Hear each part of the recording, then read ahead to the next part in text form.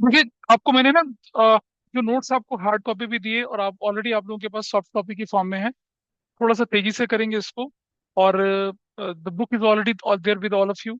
जहां जहां जरूरत पड़ेगी वहाँ बुक को इस्तेमाल करेंगे। तुम लोगों को समझने में थोड़ी सी दिक्कत हो सकती है, लेकिन कोप अप करेंगे उसको। प्रैक्टिस तुम लोगों के साथ उतनी तेजी से नहीं चलूंगा जितना वो लोग चल रहे हैं। उन लोगों ने ऑलरेडी 2-3 बार पढ़ रखा है इसको, लेकिन प्रैक्टिस नहीं करी। That is why they are feeling helpless. Practice तो करनी ही करनी है, नहीं करोगे तो क्या होगा, आपका नुकसान होगा। बैठ जाओ बेटा, फटाफट से आ जाओ। लेके आइए, देखें। जो नोट्स आपको दिए गए हैं उसको दिखा रहा हूँ यहाँ पर।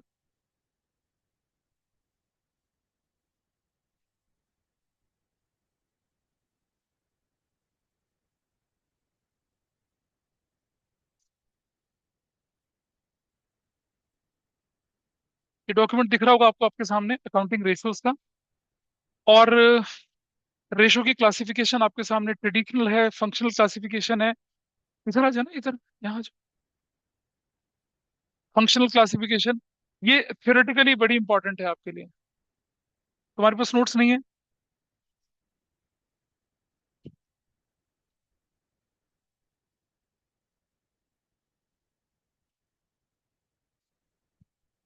और ये जो क्लासिफिकेशन है क्लास 12 में थ्योरेटिकली बड़ा इंपॉर्टेंट पड़ता है, और ये हमने डिस्कस करा किसके पॉइंट ऑफ व्यू से, एनसीईआरटी के हिसाब से हम लोग इसका डिस्कशन लेके चल रहे हैं। रेशो फ्रैक्शन में होती है, प्रोपोर्शन में होती है, परसेंटेज में होती है, टाइम्स में उसका एक्सप्रेशन है। 2 टाइम्स, 3 टाइम, 10%, 12%। ठीक है, 4:2 ऐसा करके, 2:1 ऐसा करके होता है। ये थ्योरेटिकल पार्ट जो है, इसका ऑब्जेक्टिव क्या होता है? आपको अपने बिजनेस के उन एरिया के बारे में पता चल जहाँ ज्यादा अटेंशन की जरूरत पड़ती है। जैसे मान लो मैंने बोला प्रॉफिटेबिलिटी रेशियोज डिक्रीजिंग, तो मतलब प्रॉफिट पे ध्यान देने की जरूरत है। आपकी ऑपरेटिंग रेशो, यानी कि आपके एक्सपेंसेस जो है बढ़ रहे हैं, तो वहां ध्यान देने की, तो रेशो से आपको पता चलता है कि कौन कौन से एरिया जिन्हें आप ध्यान देना होता है। पोटेंशियल एरिया कहाँ जिनमें हम इंप्रूवमेंट कर सकते हैं। मोर डीपर एनालिसिस किसका होता है? आपकी प्रॉफिटेबिलिटी का, लिक्विडिटी का, सॉल्वेंसी का, ये सब चलता है।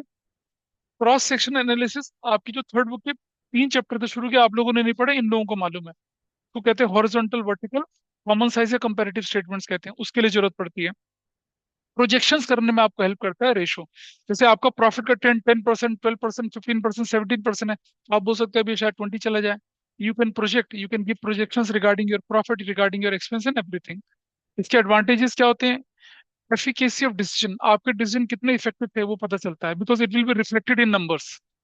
ये कॉम्प्लेक्स फिगर को इजीली एस्टेब्लिश करते हैं। जैसे मैंने बोल दिया क्या, कि रिटर्न ऑन इन्वेस्टमेंट है, कैपिटल एम्प्लॉयड के बेस पर होता है।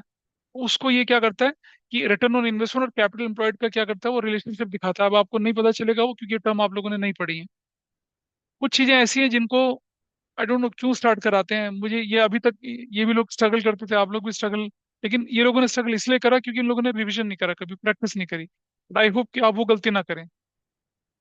Helpful in comparative analysis, ratio से कंपेयर करना आसान हो जाता है। तो तुम्हें 500 में से, like you got 500 marks, you got 700 marks, तो उसको ज्यादा नंबर मिले।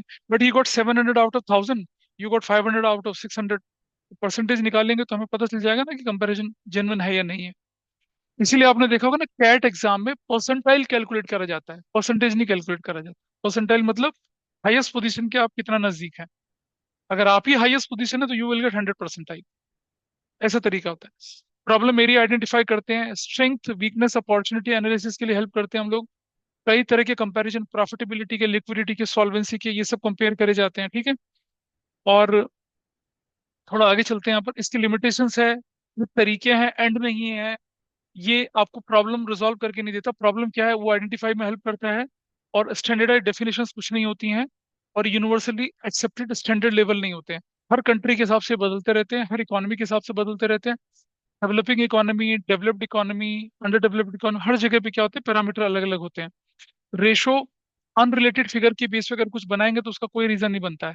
क्योंकि कई बार बहुत सारे लोग क्या करते हैं, कुछ का कुछ, जैसे मान लो सेल्स का कंपैरिजन कॉस्ट के साथ तो बनता है, लेकिन सेल्स का कंपैरिजन मशीनरी के साथ बन रहा है। ठीक है, वो भी हम मान लें एक बार। ठीक है। लेकिन सेल्स का कंपैरिजन अगर मैं करूं किसके साथ, मान लो मैं सेल्स का कंपैरिजन कर रहा हूँ, टैक्स के साथ भी कंपैरिजन करेंगे तो भी समझ में आता है। लेकिन अगर सेल्स का कंपैरिजन मैं परचेज रिटर्न के साथ करूंगा तो क्या मतलब बनता है? अनरिलेटेड फिगर है। कई बार ऐसा भी होता है। अब टाइप ऑफ रेशोज आपके पास 3 तरह की होती है ट्रेडिशनल क्लासिफिकेशन में। एक, statement of profit loss ratio. आपने प्रॉफिट लॉस अकाउंट क्या होता है वो समझा था, बैलेंस शीट क्या होती है वो समझा था, यही होता है। कंपनी के केस में उसे statement of profit and loss बोलते हैं, बैलेंस शीट को बैलेंस शीट ही बोलते हैं। Statement of profit and loss ratio मतलब सारे न्यूमरेटर और डिनोमिनेटर दोनों statement of profit and loss के आइटम होते हैं। ठीक है जी। ये इनके एग्जांपल हैं, gross profit ratio, net profit ratio, stock turnover ratio, interest coverage ratio. इसमें ऊपर और नीचे के दोनों कंपोनेंट क्या होंगे, स्टेटमेंट ऑफ प्रॉफिट लॉस मतलब प्रॉफिट लॉस आइटम से निकल कर आएंगे। फिर बैलेंस शीट रेशियो, इसका न्यूमरेटर और डिनोमिनेटर दोनों किससे रिलेटेड होगा, बैलेंस शीट से रिलेटेड होगा। Current ratio, quick ratio, debt equity ratio, proprietary total assets ratio पढ़ेंगे तब तुम्हें समझ में आएगा। और कुछ होते हैं कंपोजिट, एक आइटम ट्रेडिंग प्रॉफिट लॉस से उठाए, एक आइटम बैलेंस शीट से उठाए, उन्हें कंपोजिट रेशियोज कहते हैं। उसके एग्जांपल भी आपके सामने दे रखे, सीयूटी पे क्वेश्चन आया था इसका, इस पर क्वेश्चन आया था कि which of the following is not a composite ratio. चार दे रखी थी, पांचवी नहीं दे रखी थी, ऐसा करके। फंक्शनल क्लासिफिकेशन, इस क्लासिफिकेशन के साथ से हम काम करेंगे। लिक्विडिटी रेशो, सॉल्वेंसी रेशोज, फिर हम बोलते हैं एक्टिविटी रेशोज, और सबसे लास्ट में आती है हमारी प्रॉफिटेबिलिटी रेशोज। इतना ही आपके सिलेबस में है। ठीक है। और जो बहुत सारी रेशोज मैंने जो नोट्स में दे रखी है, वो सारी की सारी रेशोज जो है, यहाँ से शुरुआत करेंगे हम लोग। लिक्विडिटी रेशो के साथ शुरुआत करना है। तो आप पहुंच जाइए कौन से वाले पेज पर, आप यहाँ से आपके प्रैक्टिकल शुरू होते हैं। दिस इज पेज नंबर कितना, 3। पेज नंबर 3 पे चलेंगे। ये जो दिख रही है ना आपको, not in syllabus, not in syllabus, ये 12th के सिलेबस में नहीं है, but they are in the CUET. अगर आप इंडिया की यूनिवर्सिटी के एग्जाम देते हो वहां जरूरी है, दिल्ली यूनिवर्सिटी से related. Before I proceed further, आइए देखें जरा एक और चीज। चलिए, कोई चीज जो तुम लोगों ने अकाउंटिंग क्वेश्चन में सीखी, तुम लोगों ने भी सीखी थी, कि हमारे पास क्या होता है, एसेट्स होती हैं। एसेट्स किसके बराबर होती है, वो कैपिटल प्लस किसके बराबर होती है, लायबिलिटीज होता है इसके बराबर। या मैं बोलूं क्या, कि टोटल एसेट्स, टोटल एसेट्स किसके बराबर होती है, टोटल लायबिलिटीज के बराबर होती है। ठीक है। और फिर टोटल लायबिलिटी को दो हिस्सों में बांटते हैं। इसको कहते हैं ओनर वाली, इसको कहते हैं एक्सटर्नल। इसको क्या बोलते हैं हम लोग, इसको बोलते हैं एक्सटर्नल। इसको एक्सटर्नल बोलते हैं। अभी भी प्रायोरिटीज क्लियर नहीं है तुम्हारी, कोई बात नहीं, दैट्स योर लाइफ। अब एसेट्स और कैपिटल है, देखो बेटा, ये जो है ना, इसकी कैलकुलेशन आपको रेशियो एनालिसिस में बड़ा दुख देती है, ये लोगों से नहीं होती। और जब आप लोगों के वाइवा होंगे ना, सबसे पहला क्वेश्चन यही पूछेगा teacher, how to calculate share holder fund formula बताओ। पहला क्वेश्चन ये होगा, मैं भी जाऊंगा कहीं यही पूछूंगा, शेयर होल्डर फंड कैसे कैलकुलेट करते हैं बताओ, वाइवा में। ठीक है। इसको इसको हम नाम देते हैं, इसको हम बोलते हैं क्या, इक्विटी बोलते हैं इसको, या इसको हम बोलते हैं क्या, शेयर होल्डर्स फंड भी बोला जाता है। और इसको प्रोपराइटर्स फंड भी बोला जाता है। इसको नेट वर्थ भी बोला जाता है। इसके अलग अलग नाम है। इक्विटी बोलते हैं, शेयर होल्डर फंड बोलते हैं, प्रोपराइटर फंड बोलते हैं, नेट वर्थ बोलते हैं। ये नोट्स में दिख जाएगा, there is no need to note it down. ये जो लायबिलिटी होती है, ये दो हिस्सों में बंट जाती है। एक को बोलते हैं नॉन करंट लायबिलिटी, और एक को बोलते हैं करंट लायबिलिटी। ये तो ध्यान रहेगा आपको। ठीक है। नॉन करंट लायबिलिटी को हम क्या बोलते हैं, डेट बोलते हैं। This is there. ये भी दो हिस्सों में बंट जाती है।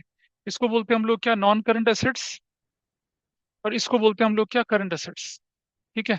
नॉन करंट एसेट्स जो है आपकी, इसको फिर हम कोई टेंजिबल इंटेंजिबल एसेट्स में बांट लेते हैं। ठीक है, इन्वेस्टमेंट्स हो जाती है ये। अब इनमें से ये जो नॉन करंट एसेट्स है, लॉन्ग टर्म है। ये वाला जो है लॉन्ग टर्म है, ये वाला लॉन्ग टर्म है। तो शॉर्ट टर्म क्या बचा आपके पास, किसको बोलेंगे शॉर्ट टर्म हम, इसको बोलेंगे शॉर्ट टर्म, और इसको बोलेंगे शॉर्ट। ठीक है जी। तो सबसे पहले जो आपके पास रेशो निकल कर आती है, वो कौन सी रेशो यहाँ पर आपके पास आ रही है, ये है लिक्विडिटी रेशोज बोलते हैं। इनमें दो रेशो आती है, कौन सी वाली, करंट रेशो और कौन सी, क्विक रेशो। करंट रेशो में कौन कौन से एलिमेंट लगेंगे आपके, करंट रेशो में जो एलिमेंट लगेंगे आपके, वो देखिए, वो ये वाले, जिनको मैंने येलो किया, ये वाले एलिमेंट। इन्हीं दोनों एलिमेंट के हिसाब से हमारा काम चलता है। ठीक है। कुछ लोगों ने कर रखा होगा, आसान लगेगा उनको, लेकिन इतना भी फॉर्मूले आपके लिए याद हो जाएंगे, लेकिन प्रैक्टिस तो करना ही पड़ेगा भाई, है ना।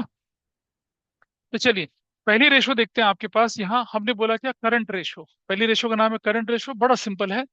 न्यूमरेटर में you will write current assets, denominator में you will write current liabilities, ऐसे करके। एंड सी योर नोट्स, ये लिखा है यहाँ पर। सिग्निफिकेंस वगैरह आप लोगों को खुद पढ़ना, मैं नहीं बताऊंगा इसके बारे में आपको। ठीक है, that you have to study your own. ये कंटेंट पढ़ना है आप लोगों ने, ठीक है, that you have to study. Notes दिए हैं आप लोगों को पढ़ने के लिए, ठीक है। तुम लोगों ने ऑलरेडी पढ़ा होगा, नहीं पढ़ा होगा तो दोबारा पढ़ लेना इसको। ये रहा रेशो, करंट असेट्स अपॉन में करंट लायबिलिटीज। करंट असेट्स आप इजीली आइडेंटिफाई कर सकते हैं, ऐसी कोई परेशानी नहीं आएगी। मैं प्रैक्टिकल क्वेश्चन करके दिखाऊंगा, आपको पता चलेगा। करंट असेट्स के डेफिनेशन पे मैं नहीं जा रहा हूँ। करंट असेट्स के अंदर क्या क्या इंक्लूड होता है ये देखिए। करंट इन्वेस्टमेंट इंक्लूड होते हैं, शॉर्ट टर्म इन्वेंट्रीज इंक्लूड होती है, लेकिन एक चीज ध्यान रखना, उसमें loose tools and stores and spare हम इंक्लूड नहीं करते हैं। Loose tools stores and spare आपको मालूम है, आपने 11th क्लास में पढ़ा था। स्क्रू ड्राइवर, लूज टूल्स, किसको कहते हैं लूज टूल्स? प्लम्बर का सामान जो होता है, प्लास, पेचकस, हथौड़ी, स्क्रू ड्राइवर, चाबियां, ये सब लूज टूल्स होते हैं। स्टोर्स एंड स्पेयर्स, स्टोर्स होते हैं consumable item, lubricant, grease, Mobil oil, engine oil, वो सब होते हैं। और स्पेयर्स होते हैं क्या, स्पेयर पार्ट्स, ये इन्वेंट्री के अंदर इंक्लूड होते हैं। इनको करंट रेशो को कैलकुलेट करते समय हटा देना है, इनको इंक्लूड ही नहीं करना है। दे आर, इधर आ जाओ यहाँ, दे आर एक्सक्लूडेड, नहीं करते हैं, क्योंकि करंट रेशो में हम पता क्या देखने की कोशिश करें, ऐसी एसेट्स जिसको बेच के पैसा मिले। अब मुझे बताइए, आपको स्क्रू ड्राइवर खरीदना है और मान लो विवान के पास रखा हुआ है, तो आप बोलेंगे विवान, विवान बोलेगा मेरा स्क्रू ड्राइवर खरीद लो। वो कहेगा नया नया ना खरीद लो, मार्केट है, तेरा तो स्क्रू ड्राइवर घिसा हुआ होगा, मैं क्यों खरीदूंगा। आपकी गाड़ी के लिए आपको स्टेपनी चाहिए, ठीक है, कोई कहेगा मेरी गाड़ी की स्टेपनी ले ले, कहेगा क्यों लो, मैं नया खरीद लूंगा ना। आपको गाड़ी को यूज करने के लिए जैक चाहिए, जैक जैक होता है ना, ये कहेगा पुराना जैक खरीद ले, पुराना क्यों खरीदेगा भाई, नया जैक ना खरीदूंगा, पुराना तो धोखा दे देगा मुझे।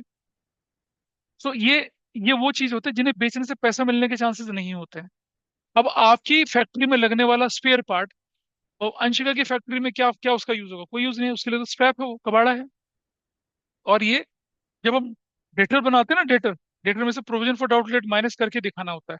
डेटर में से क्या करेंगे, provision for doubtful debt minus करेंगे, क्यों? Debtor is the amount receivable, उसमें से डाउटफुल माइनस कर दोगे तो एग्जैक्टली कितना मिलने वाला है वो पता चलेगा आपको। तो दो चीजों का ध्यान रखना आपने, loose to source and spares को नहीं इंक्लूड करना है, और डेटर में से प्रोविजन माइनस करके चलने होते हैं, ठीक है। और डेटर और बिल्स रिसीवेबल को मिला के ट्रेड रिसीवेबल बोलते हैं, क्रेडिटर और बिल्स पेबल को मिला के ट्रेड पेबल बोलते हैं, ये आपको मालूम है। करंट लायबिलिटीज कौन कौन सी होती हैं जरा देखिए, ये रही करंट लायबिलिटीज। ये सब 11th के पॉइंट ऑफ व्यू से नहीं, ये सब 12th के पॉइंट ऑफ व्यू से। शॉर्ट टर्म बोरोइंग्स, वो बोरोइंग जो 12 महीने ऑपरेटिंग साइकिल के अंदर अंदर हो। Trade payable, bills payable, sundry creditor. Other current liability में क्या है, current maturities of long term debt, interest accrued but not due on borrowings, short term borrowings पे interest, interest accrued and due on borrowings, income received in advance. ये सब इसमें पढ़ चुके हैं, इसलिए मैं पहले नहीं पढ़ा, फाइनल अकाउंट की बात पढ़ा रहा हूँ इस टॉपिक को। डिविडेंड होते हैं अनपेड, आपने डिविडेंड देने थे नहीं पे करे, वो करंट लायबिलिटी बनती है आपकी। अब ये शेयर का चैप्टर है, एप्लीकेशन मनी, क्या लिखा है, रिसीव्ड ऑन अलॉटमेंट, और अभी आपने उसे वापस नहीं करा इंटरेस्ट। अनपेड मेच्योर डिपॉजिट, उस पर इंटरेस्ट। अनपेड मेच्योर डिबेंचर, उस पर interest. Calls in advance, outstanding expenses, provident fund payable, employee state insurance payable, output output GST, output IGST, ये सब आपके क्या है, करंट लायबिलिटी का एग्जाम्पल है। शॉर्ट टर्म प्रोविजन कोई भी होगा वो भी करंट लायबिलिटी के अंदर जुड़ता है।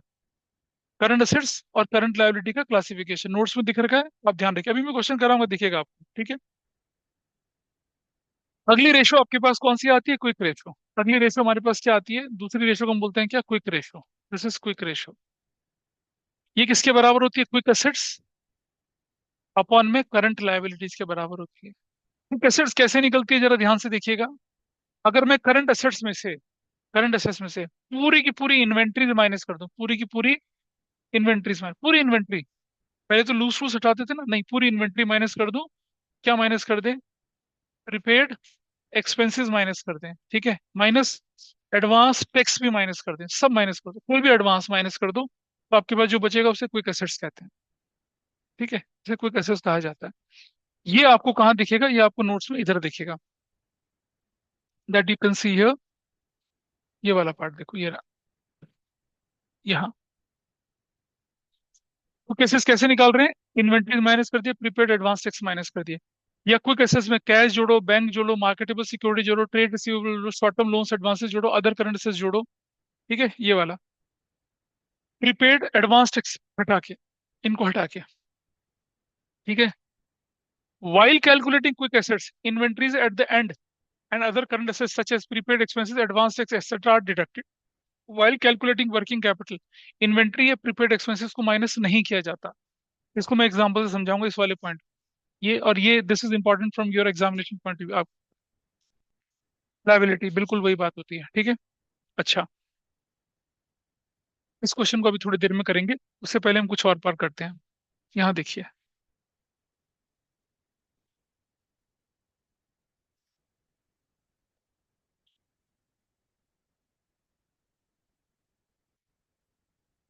ये रेशो की बुक आपके पास दिख रही होगी आप लोगों को अपने पास। ठीक है, ये दिख रहा है सारा का सारा।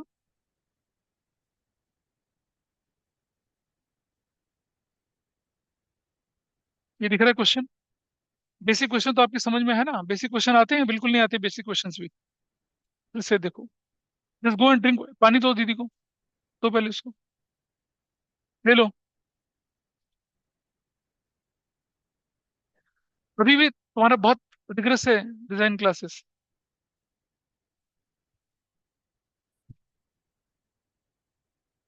अब आप देखिए, आपको बोला करंट रेशो निकालना है। तो करंट असेस कौन कौन सी होंगी, जरा देखिए कौन कौन सी करंट असेस हो सकती हैं आपके पास। बोलो कौन सी करंट असेस होंगी। प्रीपेड होगा करंट असेट्स में। इन्वेंट्री होगा। कैश एंड कैश इक्विवेलेंट होगा। लैंड एंड बिल्डिंग नहीं होगा, नॉन करंट है तो। ट्रेड पेबल करंट लायबिलिटी होगी। आउटस्टैंडिंग एक्सपेंस करंट लायबिलिटी होगी। करंट लायबिलिटी होगी, डिबेंचर्स नहीं होगा। तो डिबेंचर लोन होते हैं, लॉन्ग टर्म होते हैं, लॉन्ग टर्म लायबिलिटी होती है। ठीक है, अब आप देखें करंट रेशो का फॉर्मूला, करंट असेट्स अपन में करंट लायबिलिटी। करंट असेट्स के अंदर क्या क्या जोड़ा? Inventory, prepaid, cash and cash equivalent जोड़ा। यू गॉट कितना? 9 lakh.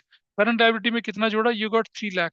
And that is your answer. 9 lakh अपन में 3 lakh, 3:1, you got your answer. ठीक है। Debenture is a non current liability, इसे इंक्लूड नहीं करा। पहला क्वेश्चन आसान था। अच्छा, बिफोर आई प्रोसीड फर्दर एक और क्वेश्चन देख लेते हैं करंट असेट्स वाला। अब आप यहाँ देखिए, करंट रेशो के लिए करंट असेट्स चाहिए आपको। ये करंट असेट्स है या नहीं है बताइए। ये करंट असेट्स है या नहीं है बताइए। ये करंट असेट्स है, बिल्कुल ठीक है। Cash and cash equivalent current assets है। Short term investment current assets है। मशीनरी नहीं है। ठीक है। ये क्या है? ट्रेड पेबल करंट लायबिलिटी है। डिवेंचर नहीं है। इन्वेंट्रीज, इन्वेंट्रीज करंट असेट्स का पार्ट है। ये करंट लायबिलिटी का पार्ट है। ये करंट लायबिलिटी का पार्ट है। आइडेंटिफाई तो करना है। We can easily identify. इसको हम ज्यादा सॉल्व, इसको नहीं सॉल्व करेंगे क्योंकि ये सिंपल सा पार्ट था। थोड़ा और आगे चलते हैं। करंट रेशो निकालने के लिए फिर से बोला आपसे, क्या दिख रहा है आपके पास? This is current assets, this is current assets, this is current assets, this is not current assets, this is current liability, this is current liability. Current maturities of long term debt, ये and long term borrow, ये दोनों है क्या? बोलिए। Current maturities of long term debt आपकी current liability बनेगी? बिल्कुल बनेगी। डिबेंचर लॉन्ग टर्म है, वो अगले फाइनेंशियल ईयर में रिडीम होने वाले हैं, तो करंट लायबिलिटी का पार्ट बन जाता है। ठीक है। अच्छा, आप बोलेंगे सर ये कहाँ लिखा है? ये कहाँ लिखा है? आ जाइए इधर। अदर करंट लायबिलिटी में क्या लिखा था हम लोगों ने? Current maturities of long term दिख रहा है आपको? बताया था, अभी बताया था ना ये वाला part. Interest accrued current maturities of long term दिख रहा है ना यहाँ पर? करंट लायबिलिटी का पार्ट है ना, इसलिए इंक्लूड करा उसको। So we have done this part, ये वाला। Current maturities of long term debt, ये वाला ठीक है। लॉन्ग टर्म नहीं होता। अब करंट एसेस करंट लायबिलिटी मिल गई, डेबिट क्रेडिट रख के you can easily calculate the answer. ठीक है।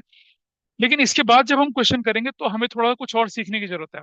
अब हमें क्वेश्चन में कुछ और सीखने की जरूरत है। क्या सीखने की जरूरत है, जरा वो देख लेते हैं। उसको हटा देते हैं, अब जरा एक नया चीज सीखिए। भाई देखो, ये है हमारे पास एसेट्स। ठीक है। ये हमारे पास है शेयर होल्डर्स फंड। ठीक है। और ये हमारे पास है क्या? ये हमारे पास है लायबिलिटीज, लायबिलिटीज। ठीक है, ऐसे दो हिस्सों में डाला इसको, क्या? नॉन करंट लायबिलिटी और करंट लायबिलिटी। इसको दो हिस्सों में डाला क्या? नॉन करंट एसेट्स और करंट एसेट्स। ठीक। अब आप ध्यान से देखना, ये जो शेयर होल्डर फंड होता है ये कैसे निकलता है पता है? इसमें डालते हैं हम लोग क्या? इक्विटी शेयर्स, ऐसे। प्लस डालते हैं क्या? प्रेफरेंस शेयर्स, ऐसे। और प्लस डालते हैं क्या? Reserves and surplus, reserve surplus, ये डाल देते हैं। क्या निकल आता है? ये निकल आता है। ठीक। इसे हम कहते हैं शेयर होल्डर फंड। अब जरा समझना, रेशो के पॉइंट ऑफ से, पार्टनरशिप के पॉइंट ऑफ व्यू से नहीं, रेशो के पॉइंट ऑफ व्यू से आप लोग समझेंगे, जरा ध्यान से देखेंगे। अगर मैं अपने बिजनेस में टोटल पैसा लगा हुआ है, यानी कि मेरी कैपिटल एम्प्लॉयड कितनी है बिजनेस में, तो जो सोल प्रोप्राइटरशिप होती है उसकी तो कैपिटल एम्प्लॉयड यही होती है। लेकिन जब हम कंपनी की बात करते हैं ना, तो कंपनी में कैपिटल एम्प्लॉयड दो तरह की होती है। इसको कहते हैं ऑनर्स फंड, इसको कहते हैं बोरोड फंड। तो जब कंपनी के केस में हम बोले कैपिटल एम्प्लॉयड, तो वो कैसे निकलेगा? वो इसका और इसका टोटल बना के निकलेगा। इसको क्या नाम बोलते हैं? डेट। यानी कि अगर मुझे कैपिटल एम्प्लॉयड कैलकुलेट करनी है कि मेरी कंपनी में कितना पैसा लगा हुआ, तो मेरी कंपनी में दो लोगों का पैसा लगता है, एक मालिक का पैसा और एक डेट, लॉन्ग टर्म वाला पैसा। दोनों को मिला के मैं क्या करता हूँ, प्लांट मशीनरी वो सब चीजें करता हूँ। तो इन दोनों का टोटल कहलाता है क्या, कैपिटल एम्प्लॉयड। ठीक है जी।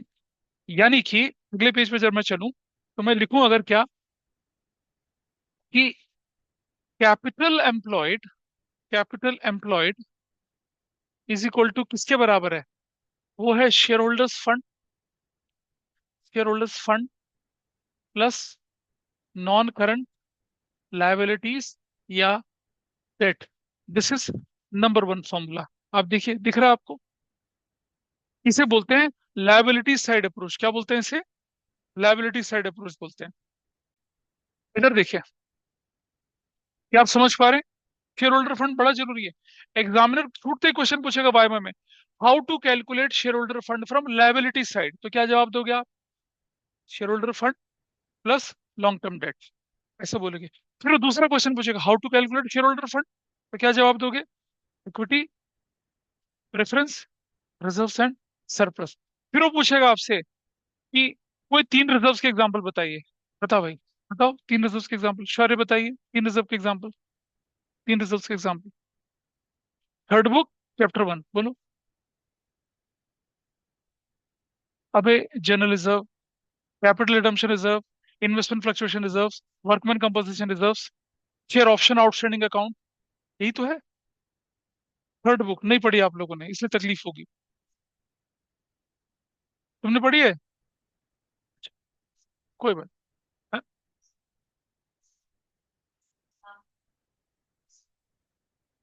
हाँ, तो एडवांसेस तुम दोगे तब है नॉन करंट इन्वेस्टमेंट ना। हम तो सिर्फ लॉन्ग टर्म डेट बोल रहे हैं। तो अब वही है कि क्या है पता है आप लोगों ने, आपने पहले तीन चैप्टर तो पढ़े नहीं है, सीधा रेशो पढ़ रहे हैं, तो ये फ्लॉ तो रहेगा अभी। तो मैं उसके लिए भी आपको दूंगा, फर्स्ट बुक के चैप्टर दूंगा, उसको भी पढ़ना है अभी। उसके लिए I send you the recordings, उनको देखना, ठीक है? तब ये चैप्टर क्लियर होगा, अदरवाइज दिक्कत होगी आप लोगों को। और सभी के लिए इधर देख ले बेटा, ये क्या बन गया आपका, ये आप सभी के एग्जाम में एग्जामिनर ने पूछना ही पूछना है, मैं बता रहा हूँ। ये लायबिलिटी साइड से how to calculate capital employed, ठीक है, ये निकल गया। अब एसेट साइड से कैसे निकालूंगा कैपिटल एम्प्लॉयड? ये टोटल एसेट्स माइनस क्या किया, current liability. Total assets minus क्या, करंट लायबिलिटी। तो how will I right it? दूसरा, अगर मैं लिखूं कैपिटल एम्प्लॉयड, कैपिटल एम्प्लॉयड, तो वो कैसे निकलेगा? वो निकलेगा कैसे, total assets, total assets minus सिर्फ करंट लायबिलिटीज। क्यों भाई? देखो ये रहा आपके सामने स्ट्रक्चर दिख रहा है यहाँ पे। ये टोटल एसेट्स है और उसमें से करंट लायबिलिटी माइनस करूंगा तो इसी के बराबर आएगा वो। सो दैट्स माय व्हाट, क्या? अच्छा, मैं एक और चीज में कर सकता हूँ, non current assets plus current assets minus current liability, ऐसा भी कर सकता हूँ। तो देखो ऐसा भी हो सकता है ये, और क्या हो सकता है, non current assets plus current assets minus current liabilities, ऐसा भी हो सकता है। और इसको हम क्या बोलते हैं, इसका एक फॉर्मूला और बनेगा, क्या, non current assets plus working capital, ऐसा फॉर्मूला बनता है। ये क्या है, एसेट साइड अप्रोच का फॉर्मूला है। How to calculate capital employed from asset side, बड़ा सिंपल है, देखो ये रहा, total assets minus current liability, या फिर क्या करूंगा मैं, कि non current assets plus current assets minus current liability. Current assets minus current liability क्या होती है, वर्किंग कैपिटल होती है। ऐसा भी काम चलता है, ये भी ध्यान रखना होता है आपको। सो दिस इज व्हाट, दो तरीके, तीन तरीके से हमने करना दिखाया, ठीक है? अब आप बोलेंगे ये नोट्स में कहाँ लिखा, आओ जरा देखिए नोट्स को। पेज नंबर चलिए आप, पेज नंबर पहुंचिए, कौन से वाला, 12 नंबर पेज पे चलना जरा, पेज नंबर 12 पे, पेज नंबर 11, ये रहा पेज नंबर 12, पेज नंबर शायद 11 पे है। देखो ये रहा, कैलकुलेशन ऑफ कैपिटल एम्प्लॉयड। अब ये समझ में आएगा और याद रहेगा। देख रहे हो क्या दिखा भाई, देखो asset side approach, look at here, ये छोटे बच्चे दोनों देखो इधर, non current assets plus current assets, total assets में करंट लायबिलिटी कैपिटल एम्प्लॉयड आ गया, कौन सी अप्रोच से, एसेट से। या नॉन, ये अब ये नॉन करंट एसेट्स के क्लासिफिकेशन है, net fixed assets, non current trade investment, long term loans and advances, अभी तुम बोल रही थी मुझसे। नॉन करंट एसेट्स का पार्ट है। फिर other non current assets minus current liability क्या निकल आया? फिर से कैपिटल एम्प्लॉयड निकल आया। और अगर मैं बोलूँ non current assets plus working capital, तो भी कैपिटल एम्प्लॉयड निकल आया। ये पेज नंबर 11 में फॉर्मूले आपको दिख रहे हैं, समझ में आ रहे हैं? ठीक है, this is fine. Non current assets क्या होती है, ये देखो लिखा है बड़ा बड़ा। आप पूछ रहे थे नॉन करंट एसेट्स क्या, ये रहा। Net fixed assets, property plant equipment and intangible assets, non current trade investments, long term loan and advances, other non current assets. ये है वो सब लिखा हुआ, so it is there in your notes. ठीक है, इसीलिए आपके टीचर ने बोला था। लायबिलिटी साइड अप्रोच पे आओ। क्या करना है हमें? क्या करना है, डेट और इक्विटी को जोड़ देना है। इक्विटी क्या होती है, शेयर होल्डर फंड। डेट क्या होता है, लॉन्ग टर्म डेट। देखिए कृषि इधर देखिए, इक्विटी शेयर कैपिटल जोड़ी, इक्विटी शेयर कैपिटल में रिजर्व जोड़ दिया। ये सब बेकार है, दिस इज यूजलेस, ये आपके काम की चीज नहीं है, दिस इज नॉट, ये सब बेकार है, इट इज नॉट देयर। ये काटना मत, ये मत काटो इसे। एनए मतलब यूजलेस है। इक्विटी शेयर में प्रेफरेंस शेयर जोड़ दिया, ये भी आपके काम की चीज नहीं है। शेयर होल्डर फंड आ गया, नॉन करंट लायबिलिटी जोड़ दी, कैपिटल एम्प्लॉयड। या मैं बोलूं कैसे, या मैं बोलूं कैसे, इधर देखिए, यहाँ देखिए, equity share plus preference plus reserve surplus क्या बना, शेयर होल्डर फंड। उसमें जोड़ दिया नॉन करंट लायबिलिटी, क्या निकला है, कैपिटल एम्प्लॉयड। और दुनिया भर के फॉर्मूले। कैपिटल एम्प्लॉयड कैसे निकलेगा, शेयर होल्डर फंड में नॉन करंट लायबिलिटी जोड़ दूं। कैपिटल एम्प्लॉयड कैसे निकलेगा, शेयर होल्डर फंड में डेट जोड़ दूं। शेयर होल्डर फंड कैसे निकलेगा, शेयर होल्डर फंड कैसे निकलेगा, इधर देखिए, ये देखिए। अब कोई व्यक्ति मुझसे पूछे कि भाई सिर्फ शेयर होल्डर फंड निकालो, तो मैं कैसे निकालूंगा? कैपिटल एम्प्लॉयड में से डेट माइनस कर दूंगा तो शेयर होल्डर फंड आ गया। या फिर total assets, total assets minus total liabilities, तो भी क्या निकलेगा, शेयर होल्डर फंड आ जाएगा।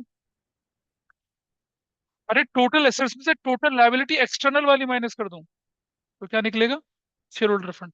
तो लायबिलिटी साइड से शेयर होल्डर फंड कैसे निकलता है, इक्विटी प्रेफरेंस और रिजर्व सरप्लस। और एसेट साइड से कैसे निकलता है share holder fund, total assets minus total liability, कौन सी वाली, एक्सटर्नल वाली। ये लायबिलिटीज कौन सी हैं, ये लायबिलिटीज एक्सटर्नल वाली हैं। ऐसा करके निकलता है। This is how you will get it.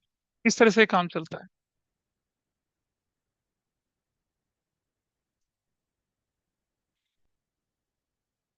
But ठीक है, वो मैट्रिक्स लगाइए, but you should be knowing कि हम किस चीज को क्यों जोड़ रहे हैं।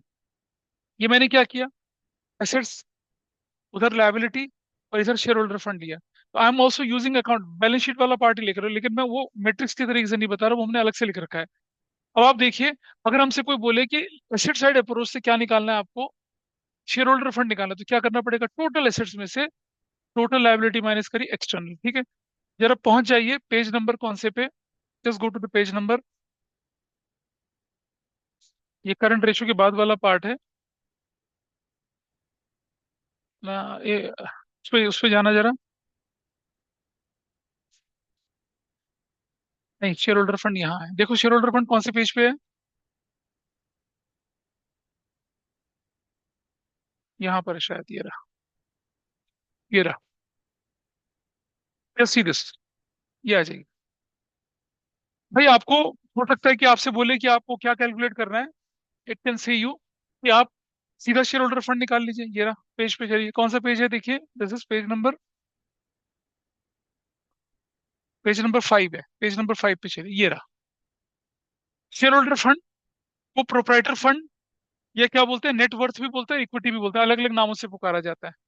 देखो इक्विटी शेयर रिजर्व सरप्लस, ये बाकी की सारी चीजें बेकार हैं, कुल मिलाकर फॉर्मूला ये रहा, इक्विटी प्रेफरेंस और reserve surplus, that is your formula.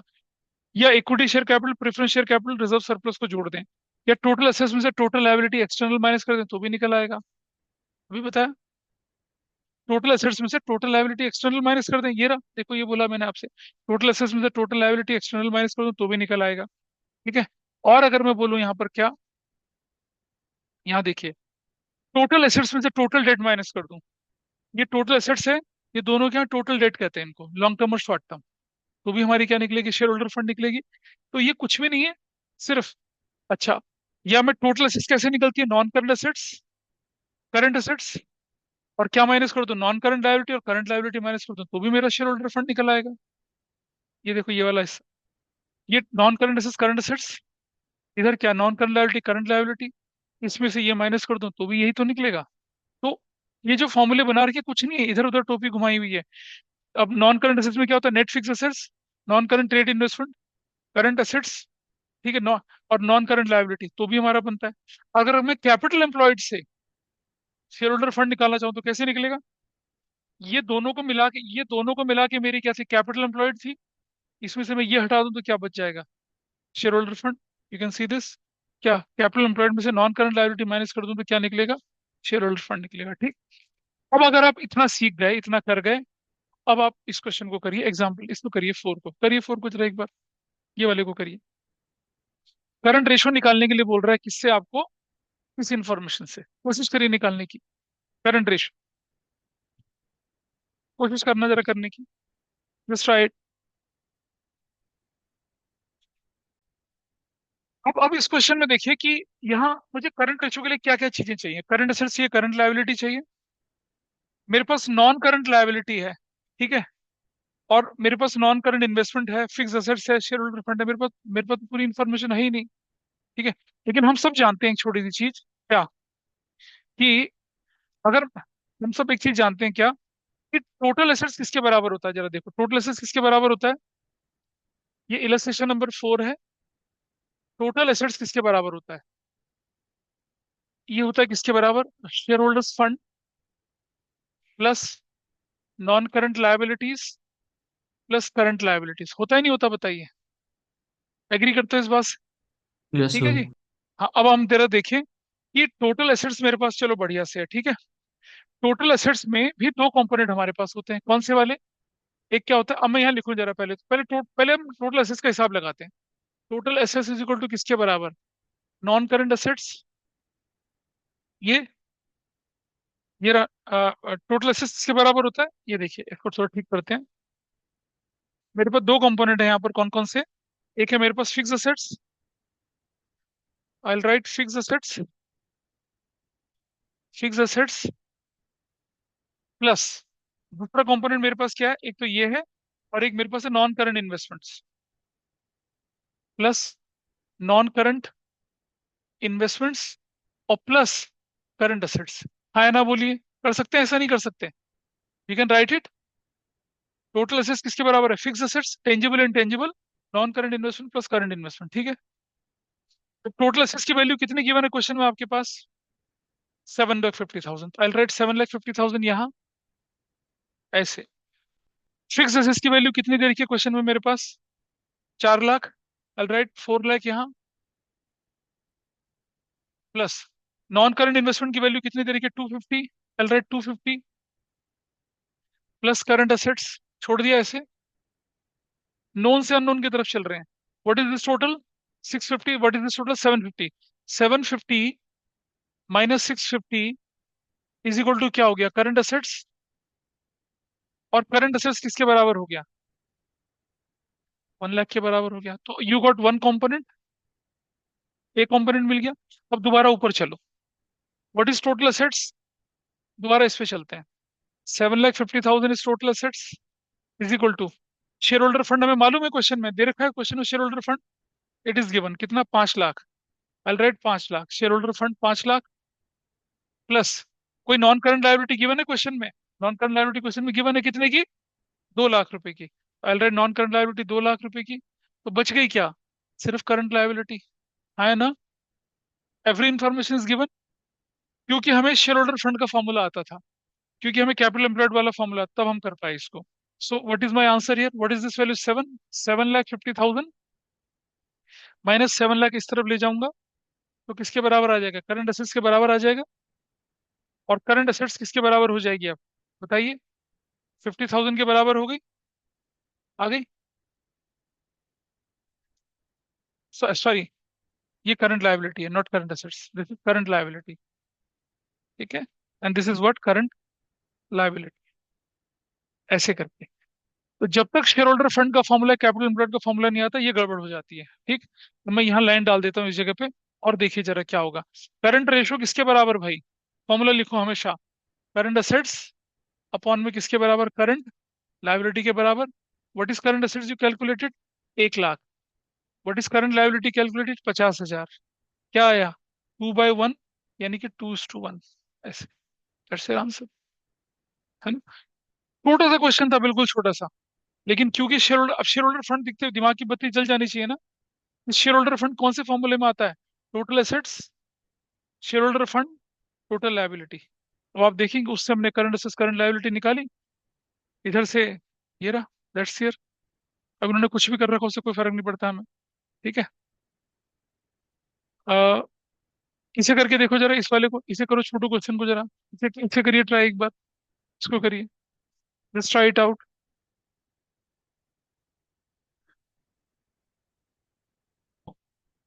देखिए क्वेश्चन करने का तरीका, करंट एसेट्स गिवन है, इन्वेंट्रीज गिवन है, इन्वेंट्री से कोई लेने देने नहीं हमारा, वर्किंग कैपिटल गिवन है। तो आप क्या करेंगे, देखिए यहाँ पर आप सबको मालूम है इलस्ट्रेशन नंबर 5 में कि वर्किंग कैपिटल किसके बराबर होती है? Current assets minus current liability के बराबर होती है। और what is working capital given to you in the question? Working capital कितने की गिवन है आपके पास? 2,40,000 की, 2,40,000। Working capital is 2,40,000। What is the value of current assets given to you? Current assets की वैल्यू कितनी गिवन है? 4 लाख गिवन है। तो आपने क्या कर दिया, 4 लाख लिख दिया यहाँ पर, 4 लाख माइनस करंट लायबिलिटीज। तो क्या निकला है आपके पास? Current liabilities is equal to what? 4 lakh minus 2,40,000। कितनी वैल्यू निकल आई? 1,60,000। ठीक। फिर लिखेंगे आप current ratio, current ratio is equal to क्या? करंट असेट्स अपॉन में करंट लायबिलिटी। फॉर्मूला लिखना है, नंबर होते हैं इसके। तो current assets is what? 2 lakh, नहीं, current assets is 4 lakh. Simple सा आंसर, डिवाइड कर दिया कितना? 1,60,000, 3,3,0,0, एक, चार, कितना हो जाएगा? 2.5:1। That's your answer. कितने लोग कर पाए थे इसको? नहीं, डाइल्यूट करके लिखना है उसको, ऐसा करके। ठीक है, इधर से देखो। पर पढ़ना नहीं है, समझना है इसको। देखो आगे चलते हैं सर। अभी एक और, एक अब मैं इसको यहीं दिखा रहा हूँ आपके सामने कि करंट एसेट्स ऑलरेडी गिवन है आपके पास। इन्वेंट्री जो है उसमें लूज टूस इंक्लूड है, लूज टूस तो इंक्लूड ही नहीं होने होते। तो हम करंट एसेट से क्या करेंगे, देखो जरा, करंट एसेट से लूज टूस माइनस करेंगे, यहाँ से हटा देंगे। तब आपकी वैल्यू कितनी आ गई करंट एसेट्स की? 450 आ गई। अब 450 ऊपर और करंट लायबिलिटी नीचे, you got your answer. Loose tools का ट्रीटमेंट बताया था ना, एक्सक्लूडिंग लूज टूस, ऐसे इसको देखिए जरा, इसलिए नहीं डिस्कस कर रहे इसको, आगे चलते हैं। ये भी आसान क्वेश्चन था, इसे कुछ नहीं कर रहे। This is also easy. इसको करिए अब, ये वाला इलस्ट्रेशन 9 करिए, करिए इलस्ट्रेशन 9 फटाफट से। और आप लोगों की स्पीड छोटे बच्चों से तेज होनी चाहिए। हमेशा ध्यान रखिए, रेशियो में आपको नोन से अननोन की तरफ चलना होता है। और वर्किंग कैपिटल गिवन है, टोटल डेट गिवन है, नॉन करंट लायबिलिटी गिवन है। अब आप देखिए, अगर आप ध्यान करेंगे, अगर मेरे पास टोटल डेट गिवन है, ठीक है, और एक और चीज समझिएगा, टोटल डेट गिवन है तो टोटल डेट में लॉन्ग टर्म और शॉर्ट टर्म दोनों इंक्लूड होते हैं। ठीक है, सुनो सुनो, अभी बात करते हैं इस बारे में। और पहले एनालाइज कर लें कि इन्फॉर्मेशन क्या गिवन है और हमें करना क्या है। हमारे क्वेश्चन में क्या बोला? करंट रेशियो निकालने के लिए बोला है। करंट एसेट्स ढूंढे, मिल रही है कहीं आपको current assets? Can you find out current assets anywhere? Current assets दिख रही है आपको कहीं पर? नहीं दिख रही है। ठीक है जी, करंट लायबिलिटी दिख रही है आपको। हाँ, ये है कि आपके पास कहीं से अगर आपको करंट लायबिलिटी दिख जाए तो आप वर्किंग कैपिटल की फॉर्मूले में लगा के क्या निकाल सकते हैं? करंट एसेट्स निकाल सकते हैं। ठीक है जी, ऐसा कर सकते हैं। तो चलो, अब जरा ढूंढो कि करंट एसेट्स। अब एक और चीज देखिए आप, जरा विजुअलाइज करिए उस पार्ट को, ये वाले पार्ट को, जहां आपके पास ये चीज थी, ये वाली पार्ट। ठीक है, इस कंपोनेंट में क्या क्या चीज हमारे पास गिवन है? इसके अंदर क्या क्या चीज गिवन है, जरा देखें यहाँ पर। हमारे पास क्या गिवन है? टोटल डेट गिवन है। टोटल डेट किसको बोलते हैं भाई? किसको बोलेंगे टोटल? टोटल डेट इसको बोलेंगे ना। ठीक है, एक बात का ध्यान रखना और, अगर वो बोले long term borrowing, short term borrowing, ठीक है, लॉन्ग टर्म बोरोइंग जो होती है वो आपका नॉन करंट लायबिलिटी का पास होता है, short term borrowing current liability का पार्ट होता है। यहाँ देखिए आपके पास, तो टोटल डेट गिवन है 445 लाख के। टोटल डेट में क्या नॉन करंट और करंट लायबिलिटी इंक्लूड होती है नहीं होती हैं? बोलो, होती हैं। टोटल डेट आपके पास है, उसमें नॉन करंट और करंट दोनों इंक्लूड होगा। नॉन करंट लायबिलिटी तो आपके पास बिल्कुल है। Current maturities of long term date भी गिवन है। ठीक है, अब current maturities of long term date तो करंट लायबिलिटी का ही पार्ट होता है। ये कंफ्यूज करने के लिए दे रखा आप। तो क्या करेंगे अब आप? इसके सोल्यूशन किया किसी ने सॉल्व? किया? तो देखिए क्या करना था, देखिए इसके बाद।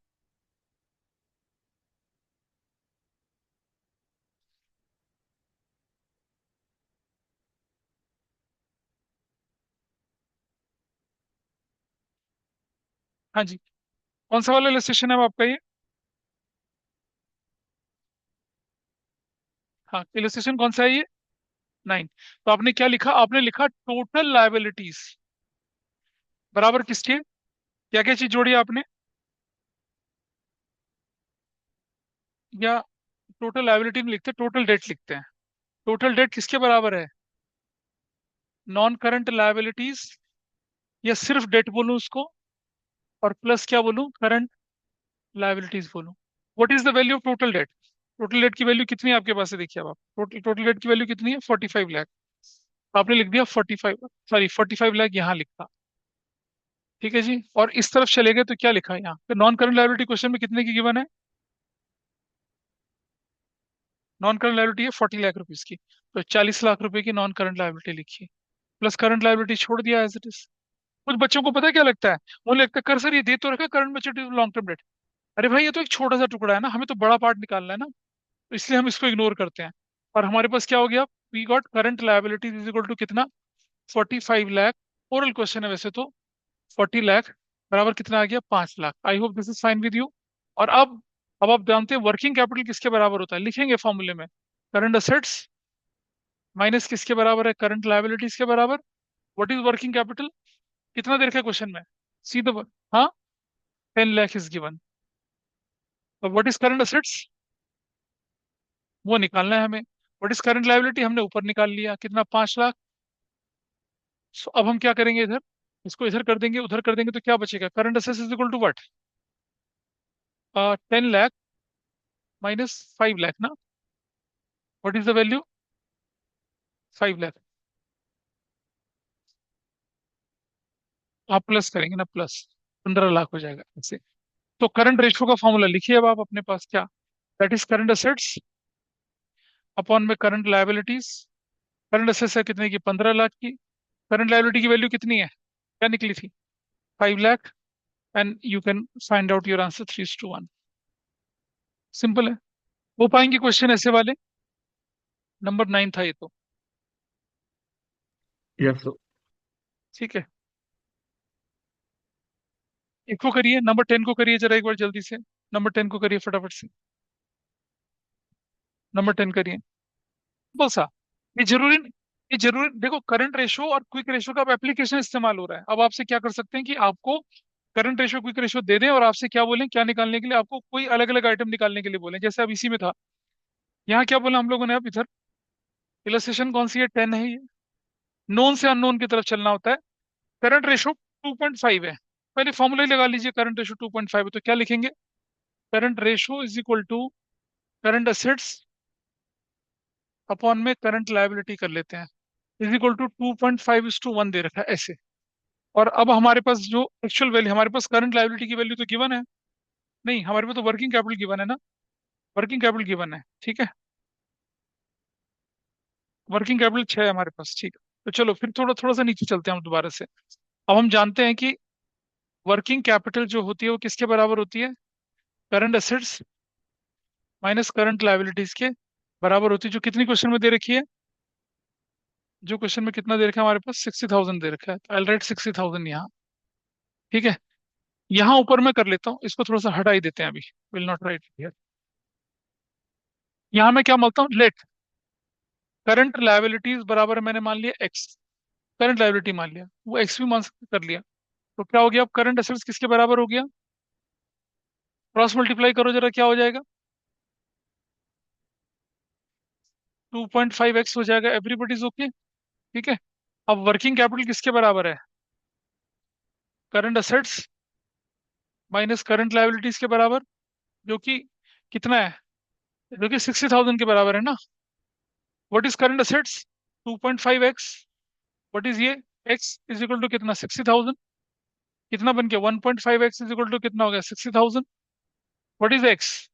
60,000 अपॉन में 1.5, ये हटा के जीरो कर दिया ऊपर, तो कितना वैल्यू बन गई? 15 फोर जा 1 2 3 4, 40,000। क्या निकला है आपके पास? एक्स निकला ना? गलत है? तुमने क्या किया? छोटे बच्चे, निकल गया ना? मैं कैसे देखूं? अच्छा। अच्छा। करंट लायबिलिटीज, तभी तो मैं सोच रहा हूँ तुमने क्या कर रखा है। Current liability is what? 40,000। What is current assets? इसका 2.5 ऑफ 40,000, तो कितना हो जाएगा? 1 लाख नहीं होगा? 1 लाख।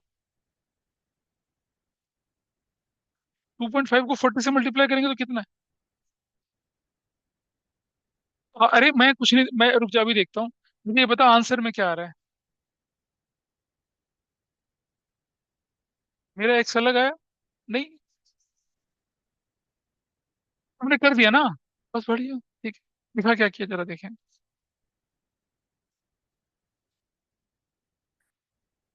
बिल्कुल कर सकते हैं, बढ़िया आसान तरीका। देखो इसने क्या किया, मैं दिखा देता हूँ आपको।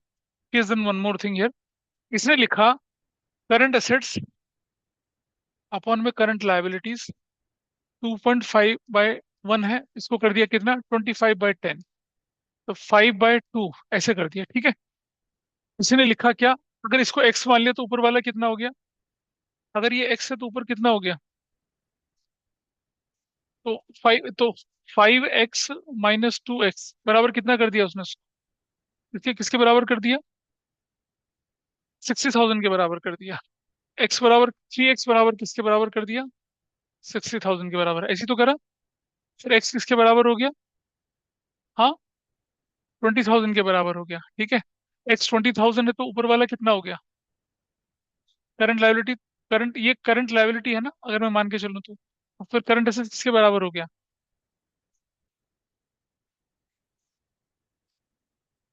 करंट एसेट्स कितना है हमारे पास? 2x है, हाँ। तो रुक जाओ, ये आपने क्या कर दिया, एक्स निकाला ना सिर्फ ये। तो करंट एसेट्स को क्या लेके चल रहे हैं आप? Current assets is what? Current assets तो 5x है ना। तो 5 × x करेगी ना यहाँ पर, x बराबर 5 × 20 करेगी, ऐसे। This value is 1 lakh. और करंट लायबिलिटी किसके बराबर है? 2x के बराबर है। तो कितना हो जाएगा, 2 × 20,000। मैथमेटिकल कैलकुलेशन है, किसी भी तरह से कर सकते, ठीक है, इट्स फाइन। चलो, अब थोड़ा सा आगे चलें।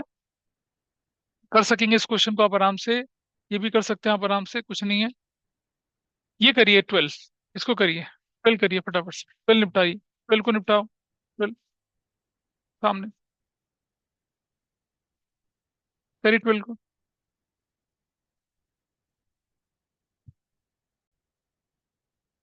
इसको देखिए, आपको बोला कि बस वर्किंग कैपिटल है, आपको total liability other than share holder fund लिखा हुआ है और लॉन्ग टर्म डेट गिवन है, तो बड़ा आसान है तो क्वेश्चन। इससे हम क्या करेंगे, अपनी वही काउंटिंग इक्वेशन को क्या करते हैं, विजुअलाइज करते हैं अकाउंटिंग इक्वेशन को, ठीक है। काउंटिंग इक्वेशन को विजुअलाइज करेंगे तो हमें क्या दिखेगा, share holder fund, non current liability और करंट लायबिलिटी, लेकिन आपके पास क्या बोला हुआ है, टोटल लायबिलिटीज। तो ये मेरे पास इलस्ट्रेशन कौन सी है, दिस इज इलस्ट्रेशन नंबर कितना, 12। इलस्ट्रेशन 12 में क्या लिखा है आपके पास? नोन से अननोन की तरफ चलना है। टोटल लायबिलिटीज, तो हम बोले यहाँ पर क्या, कि टोटल एसेट्स जो होती है वो किसके बराबर होगी भाई? Share holders fund plus total liability, वो भी कौन सी वाली, एक्सटर्नल वाली। क्या एग्री करते हैं इस बात से? जब ये टोटल लायबिलिटी बोल रहे तो मतलब एक्सटर्नल की बात कर रहे हैं ना, क्योंकि इसने शेयर होल्डर फंड तो एक्सक्लूड कर दिया। और मेरे पास क्या क्या इन्फॉर्मेशन है देखिए। तो सिंपल है हमारे पास, यहां मैं लिखता हूं कि टोटल लायबिलिटी एक्सटर्नल वाली इसके बराबर होती है non current liabilities plus current liabilities के बराबर होती है। टोटल लायबिलिटी एक्सटर्नल वाली कितनी है हमारे पास? 3,25,000। 3,25,000 ऐसे लिख दिया। नॉन करंट लायबिलिटी क्वेश्चन में कितने की गिवन है? लॉन्ग टर्म डेट है हमारे पास 2,50,000 के, प्लस क्या बच गया, करंट लायबिलिटी बच गया। So can I calculate current liability है इसके बराबर, 3,25,000 माइनस 2,50,000, क्या निकला वैल्यू? 75,000 निकल गया। और और मेरे पास क्या, वर्किंग कैपिटल, अब तो आसानी हो गया। In fact we don't require this formula now. अब हमारे पास क्या है, वर्किंग कैपिटल किसके बराबर होता है, ये सब जानते हैं। Current assets minus current liabilities और वर्किंग कैपिटल की वैल्यू कितनी दे रखी है क्वेश्चन में? 1,50,000, 1,50,000। करंट लाइबिलिटी की, करंट एसेट्स की वैल्यू हमें मालूम नहीं है। करंट लाइबिलिटी 75,000 की। सो करंट एसेट्स किसके बराबर हो गया? 1,50,000 प्लस किसके बराबर, प्लस इधर जाएंगे तो कितना, 75। What value you have now? 2,25,000। ठीक है। ऊपर करंट रेशो हमें निकालने के लिए क्या बोला है? करंट रेशो निकालने के लिए, हाँ करंट रेशो। तो what value we get here? Current assets upon में करंट लायबिलिटी, फॉर्मूला लिखना है पूरा का पूरा, is equal to current assets आपके पास है 225, what is current liability? 75। What value you got here? 3:1। That's your answer. चला गया। अच्छा नहीं लिख नहीं पाया था दक्षा? दक्षा लिखो, दक्षा लिख नहीं था तुमने? स्मार्ट है ना? बोल बाय बहुत। क्या हो गया? क्या हो गया?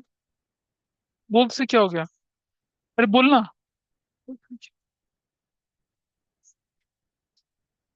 अच्छा किसने सॉल्व कर लिया ये? बढ़िया बात है। ये तो क्या मजाक चल रहा है यार, अभी तो क्या इसमें है? अच्छा कोई बात नहीं, कोई बात नहीं, कोई बात नहीं। वैसे वो 12th में मेरे पास रहेंगे नहीं, अभी जो पढ़ना पढ़ लो। हाँ।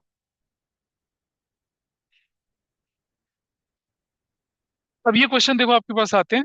आपसे बोला करंट लायबिलिटी आपके पास 1 लाख है और करंट एसेट 2.5:1 है, और it was paid 25,000 to a creditor. ठीक है।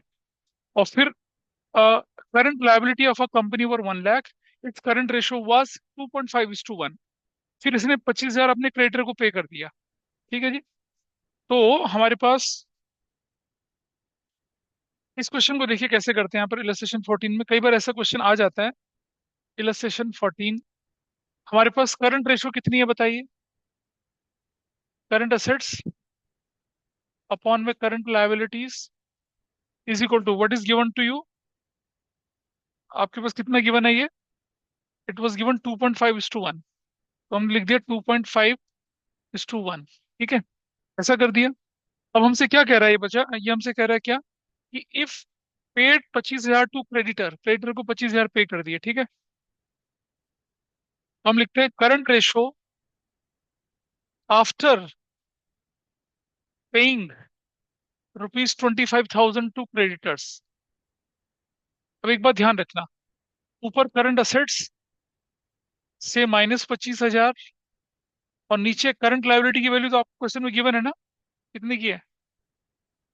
1 लाख। सो 1 लाख -25,000, ऐसे। तो आपके क्वेश्चन में है क्या करने के लिए? It paid 25,000, calculate the current ratio after the payment. ठीक है। तो चलिए। हाँ ठीक है।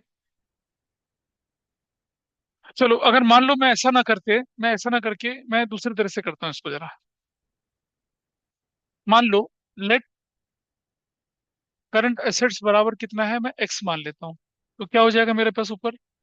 ये हो जाएगा मेरे पास कि एक्स अपॉन में 1 लाख इज इक्वल टू 2.5:1, ऐसे हो जाएगा ना? क्रॉस मल्टीप्लीकेशन करूंगा तो क्या हो जाएगा? एक्स इज इक्वल टू कितना हो जाएगा? 2.5 इंटू कितना हो जाएगा, 1 लाख, जो कि कितना हो जाएगा बताइए? 2,50,000 हो जाएगा। What is x?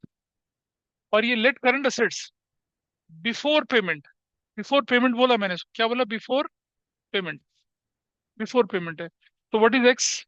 एक्स आपके पास क्या है? 2,50,000, जो कि किसके बराबर है? करंट असेट्स के बराबर है। ठीक है। Now after payment to creditor ₹25,000। आपको सबको मालूम होना चाहिए क्रेडिटर को पेमेंट जो होगी करंट असेट से ही होती है, कहीं बाहर से नहीं करेंगे पेमेंट। तो अब मेरे पास क्या होगा करंट रेशो आफ्टर पेमेंट?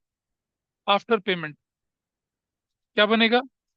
ऊपर करंट असेट्स कितने की? 2,50,000 -25,000। नीचे कितना है? 1 लाख -25,000। तो what is my value here? 2,25,000 upon में 75,000, क्या वैल्यू निकली? 6:1, दैट्स योर आंसर। ठीक है। ये ऐसे भी बोल सकता था कि आपने गुड्स खरीद ली क्रेडिट पे, तब क्या होता पता है? तब प्लस प्लस होता। गुड्स क्रेडिट पे खरीदेंगे तो क्या होगा, स्टॉक में जुड़ेगा ऊपर और नीचे करंट लायबिलिटी में जुड़ेगा, तब ऐसा होता है ना। ये जितने भी हैं आपके क्वेश्चन, सब आपके बुक के इलस्ट्रेशन ही है, मैंने कुछ अलग से नहीं लिया। देख लिया छुटकी तुमने? भाई सुनो, ये तो तुम घर पे भी कर सकते हो, कैंची लेके काटना। इतनी नाराजगी जिंदगी से? देख लिया।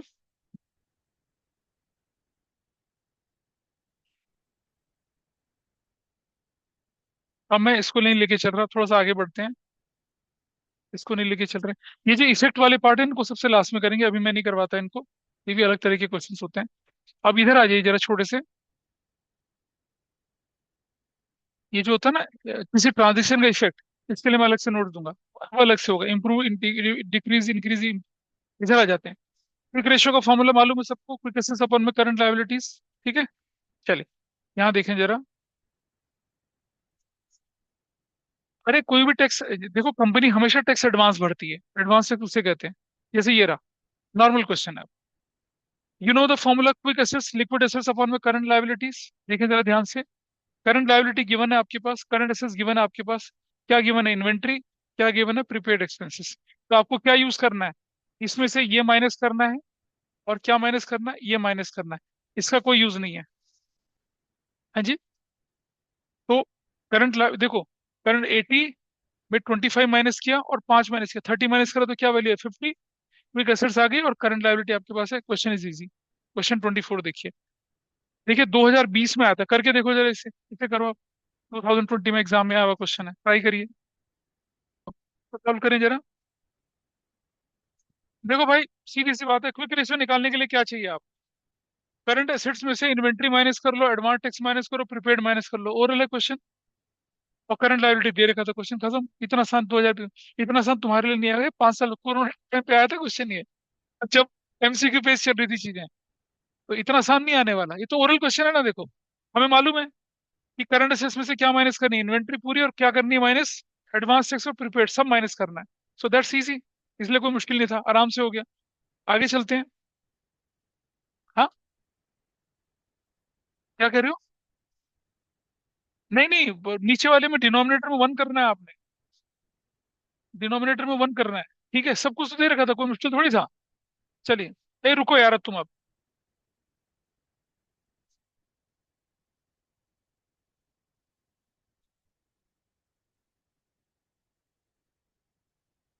और वहां देखो करंट एसेट्स है ना, और इन्वेंट्री दे रखी है, माइनस कर देंगे तो क्विक एसेट्स आ जाएगा।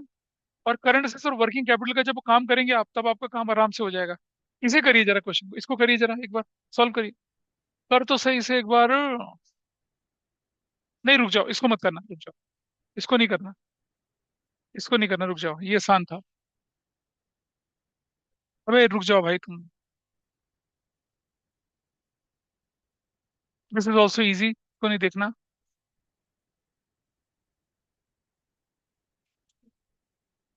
देखो नाटक करना है तो फिर अच्छी बात नहीं है।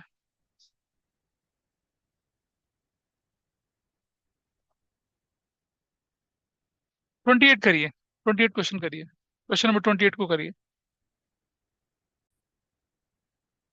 तुम जो अभी अर्नब, तुमने पिछला वाला क्वेश्चन नहीं देखा तो उसको देख लो जरा।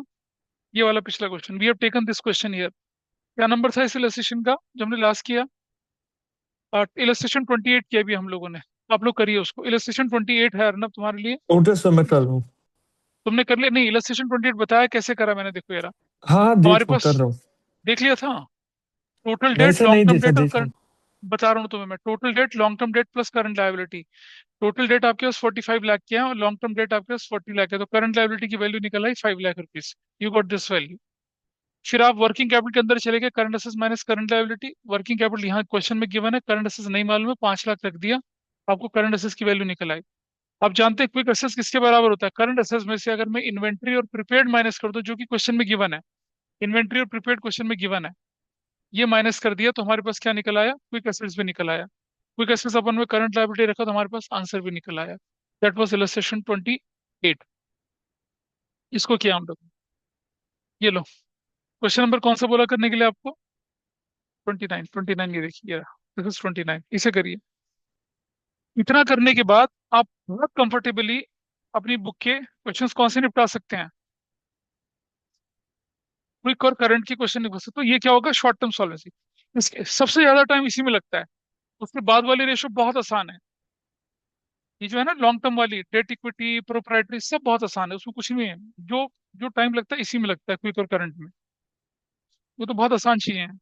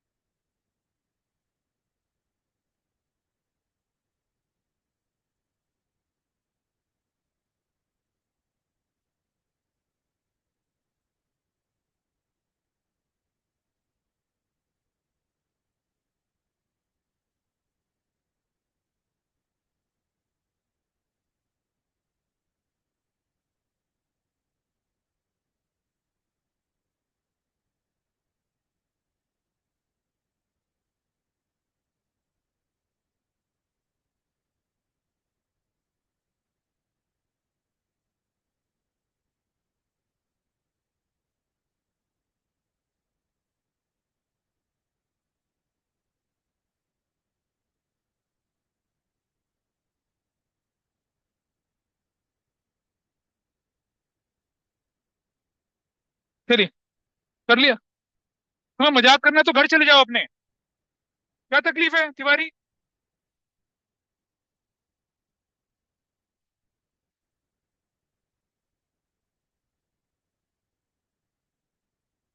मेरे पेशेंस की परीक्षा मत ले, मैं बता रहा हूँ।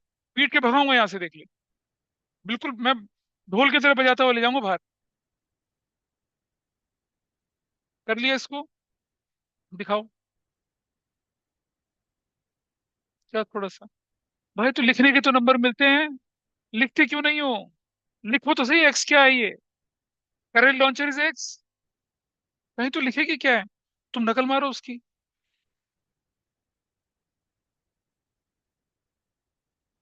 अच्छा।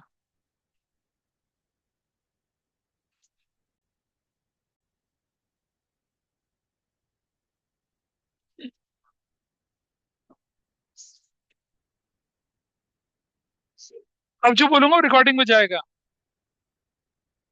जमात भरी पड़ी है यहाँ वाहियात लोगों की। करंट लायबिलिटी हो गई 3 लाख रुपए की, सिर्फ इतना था। Current ratio 3, liquid ratio is 1। ठीक है, करंट रेशो से शुरुआत कर लेते हैं। इलस्ट्रेशन कौन सा बोल रहे हैं हम लोग, ये इलस्ट्रेशन 29। तो करंट रेशो जो है वो किसके बराबर है? करंट असेट्स अपॉन में current liabilities is equal to कितना बोल रहे हैं क्वेश्चन में ये? 3 बोल रहे हैं। 3:1। Let current liability is equal to क्या मान लिया, एक्स मान लिया। देयरफॉर करंट रेशो किसके बराबर हो जाएगा? करंट असेट्स अपॉन में एक्स इज इक्वल टू 3/1। तो अगर मैं बोलूं यहाँ पर, ध्यान से सुनो, या करंट लायबिलिटी की वैल्यू गिवन है? करंट लायबिलिटी दे रखी है यार, फिर तो ठीक है। फिर तो बेकार कर दिया हम लोग, ये काम नहीं करना चाहिए था। तो अब आप देखिए इधर, करंट लायबिलिटी गिवन है ना, 3 लाख। तो हमने क्या कर दिया इधर, चल जा भाई, 3 लाख यहाँ रख दिया, इज इक्वल टू 3/1। ये करंट असेट्स हो गया। क्रॉस मल्टीप्लीकेशन करेंगे तो what you will get, current assets is equal to क्या हो जाएगा, 3 लाख इंटू 3 बराबर है 9 लाख हो जाएगा। करंट असेट्स निकल आया। ठीक है। और आप जानते हैं क्विक एसेट्स किसके बराबर होता है? वो होता है quick assets, quick ratio, sorry not quick assets, quick ratio. Quick ratio is equal to what, quick assets upon में करंट लायबिलिटीज। ठीक है। और ये हम इसकी जगह क्या रख सकते हैं, current assets minus inventories upon में कितना है, कितना लाख है current liability, 3 lakh, is equal to कितना बोले थे, ये कितना बोले थे, one one one, this is 1/1। करंट असेट्स निकल गया था ना यहाँ पर, अब आई देखिए सर, करंट असेट्स कितने का आपके पास, 9 लाख माइनस इन्वेंटरीज अपॉन में 3 lakh is equal to 1/1। Cross multiplication करें तो क्या हो जाएगा, 9 lakh minus inventories is equal to कितना हो जाएगा, 3 लाख। इन्वेंट्री को उधर करें तो इन्वेंट्रीज किसके बराबर हो जाएगा, 9 लाख माइनस 3 लाख, इसके बराबर हो जाएगा 6 लाख के बराबर। यही तो आपको चाहिए था क्वेश्चन में, you want inventories, you got inventories, खत्म। कितने लोग कर पाए थे इसे, कोई बात नहीं, ठीक है। अब करना तो है ही, अब करना है, ठीक है। तो आपके लिए टास्क क्या है कि क्विक के, क्विक के और करंट के पहले तो इलस्ट्रेशन करो पूरे, और फिर बैक एक्सरसाइज में जो क्वेश्चन है उनको करो। क्या है ये, हाँ ये इसके करने हैं ना, एक्सरसाइज के भी तो करने हैं। ये नहीं है ना तुम्हारे पास ये वाला डॉक्यूमेंट, हाँ तो ये एक्सरसाइज के क्वेश्चन करो अब इसके, इतना करना है, ठीक है। तो चलिए यहाँ वाइंड अप कर रहे हैं आज।